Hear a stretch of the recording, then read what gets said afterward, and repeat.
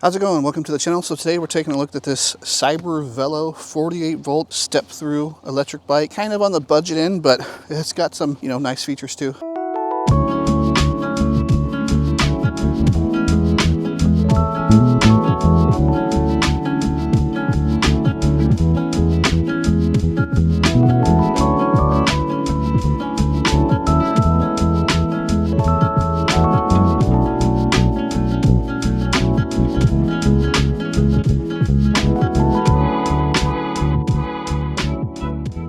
All right, so we'll start with the powertrain. So this thing's rocking a 48 volt, I think it's a 500 nominal, 1000 watt peak rear internally geared hub motor. And that's paired with a 48 volt, 15 amp hour battery that's nicely integrated into the frame here. You see it's got this little protector over the charging port to make it a little bit waterproof there. It's got mechanical cable brakes on 160 millimeter rotors. Same setup in the front and the rear. It's got these Wuxing branded levers here. It does come with a rear rack. These things are typically rated about 100 pounds.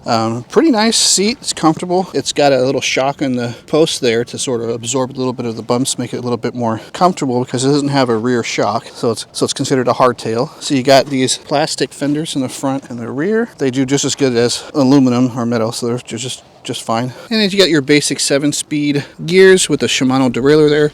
Comes with a derailleur guard, so that's nice to have. And then your standard 7-speed trigger shifter there, and your basic e-bike pedals. So the dash is, pretty simple. You just got your power button, your plus and minus buttons for your power levels. On the right hand side here, you got your half throttle and your horn. Horn's actually pretty loud, so very good horn. And then you've got your speed, you got your charge state, power level, and your odometer. Very basic. Like always, I wish they would put percentage or voltage, but they don't for some reason. The grips are, pretty comfortable. I like them. They're on there, so not moving around, so that's good. It does come with a headlight, so to turn it on, you just hold the plus button here, and then it turns on. Pretty bright, and it has a brake light.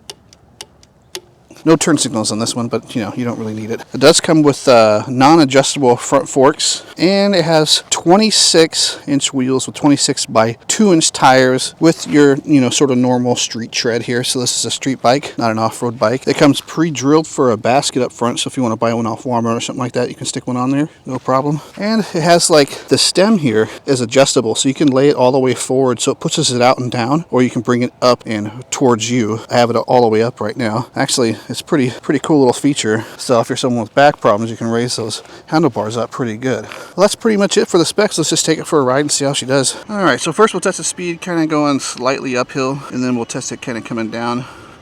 There's not a lot of flat surfaces in my neighborhood, but we'll do the best we can.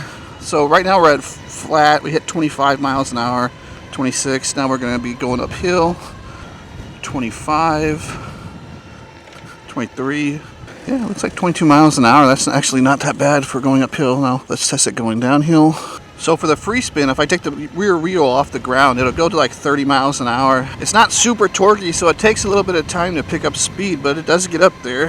Let's see, now we're back on kind of a flat surface here. Kind of going down at 25 miles an hour. Let's see here, 24.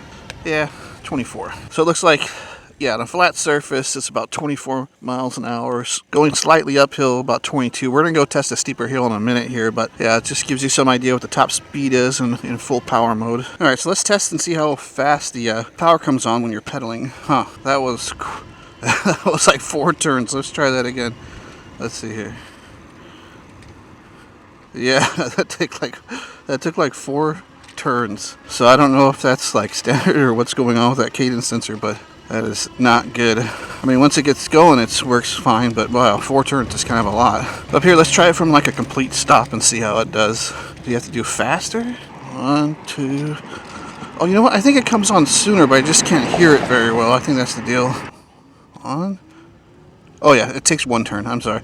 Yeah, it does take 1 turn. I just wasn't hearing the motor kick in, but yeah, I can feel the power kick on right after about a turn. So it's just, yeah, pretty standard for a cadence sensor, so not bad. So while we're talking about power and stuff like that, we can talk about range. This bike has just your standard setup, as a 48 volt, 15 amp hour battery.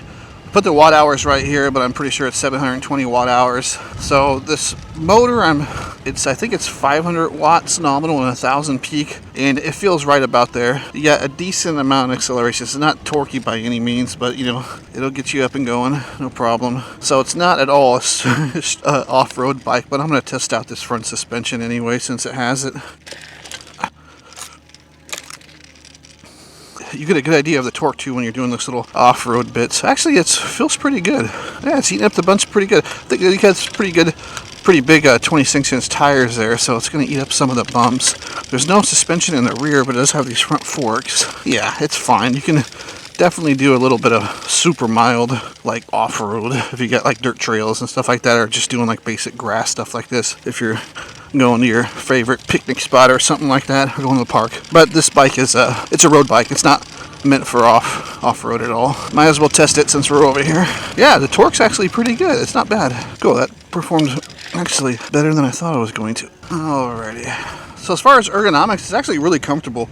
It's got this handlebar stem here that's adjustable. You can put it all the way down forward or bring it all the way up. I have it in the highest position right now, so it brings the handlebars up quite a bit and towards you, so they're just right at your reach, and I got like a nice little bend in my elbow, so it's actually really comfortable to ride. And even with the seat up a little bit, so you have a good pedaling height, the handlebar is still high enough so you're not really leaning over too much. And so if you got lower back problems or something like that, this might be a good option for you because it is very comfortable to ride. And the seat has an extra spring in it that makes it a little bit more comfortable. So it has a post shock in there, so it doesn't have that rear suspension, but it's got the front suspension and post shock. And then it's got the 26-inch wheels. They're not too wide. I think they're 2 inches, something like that. So they don't absorb as much as say a fat tire e-bike, but it actually feels pretty dang good to ride. Very comfortable. So we're coming up on kind of a steeper hill here than we tested before. Let's see how it goes. I'm just going to go full throttle for a little bit. Yeah, a lot of people tell me, I have to mention this in every one of my videos because people would tell me in the comments, that's not uphill. But you can see how this brick wall steps up. That's because it's going uphill. You can't really see the hill because it's a wide angle camera, but it's actually a fairly steep hill, and we're going 13 miles an hour up it with a guy that weighs about 275, 280 pounds, so actually not too bad at all. It's going to get you up hills, no problem. Most people a lot faster than that because, well, I don't know, if you're American, he might weigh as much as me, but yeah, anywhere else. Now going downhill, of course. I like these thinner street tires. They feel a lot smoother on the cement than like the fat tire ones. You coast a lot better, I think. Alright, here's like a reasonably flat surface, so let's do another top speed run, just see how it goes right here, because you got kind of a more distance. It drops off a little bit and goes slightly downhill right up here, but let's see here. I got 20. Yeah, this thing picks up speed a little slow, so it's, like I said, it's not the torqueiest thing, but let's see, 23, 24, 20, let's see, 26, 27. Yeah, it takes a while for it to get to speed.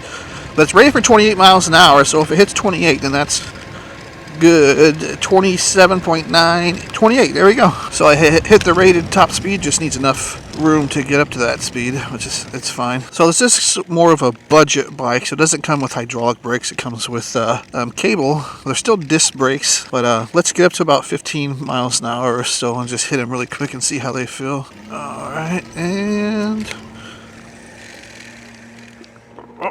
yeah, they feel pretty good actually. I mean, they're small little brakes, and I believe these are, I already said it, yeah, they're 160 millimeter rotors. They're not super thin rotors, but they're not thick too. But it is a budget bike, but the brakes work just fine. They didn't lock up the wheels with me on them, but the stop, within a pretty short distance, going around 15, 16 miles an hour. So yeah, decent brakes.